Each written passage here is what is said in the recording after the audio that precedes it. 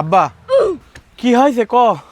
ওই শীতের সময় তো চলে আসলো, আর রাত্রিও এখন খুব ভালো শীত পড়তেছে। তুমি না গত শীতে আমার কইলে সামনে শীতে তোর একটা ভালো সোয়েটার কিনে দেবো না? কি কইস মুনি তুই? আমি একটা দিন মজুর মানুষ, দিন আনি দিন খাই, তুই দেখতেছিস না আমার কি অবস্থা? আমি এত টাকা কোনে পাবো? আব্বা তুমি কিন্তু দেখিছো আমি গত শীতেও কিন্তু রাস্তায় রাস্তায় কম্বল পেঁচা বেড়াইছি, নানান মানুষ ধরে আমার নানান কথা কয়েছে। এটা এখন কলি কেম্মা হ্যাঁ যায় না? তাহলে মুনি তুই এক কাজ করে, বাড়িতে তোর মার একটা সোয়েটার আছে না, ওইটা বছর পরে আমি সামনের বছর তোর একটা সোয়েটার কিনে দেবো না।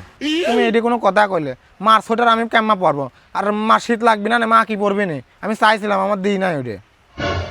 তাহলে মুনি তুই আর একটা কাজ করে গা, তুই এই বছরটা কম্বল পেঁচা পেঁচা রাস্তায় ঘুরে, আমি তো আসি, আমি তো সামনের বছর একটা ভালো দেখে জাম্পার মাম্পার কিনে দেবো না। আব্বা তোমার এই কথাটাই আমার খুব কষ্ট লাগলো। না, সলটার সাথে খুব অবিচার হচ্ছে।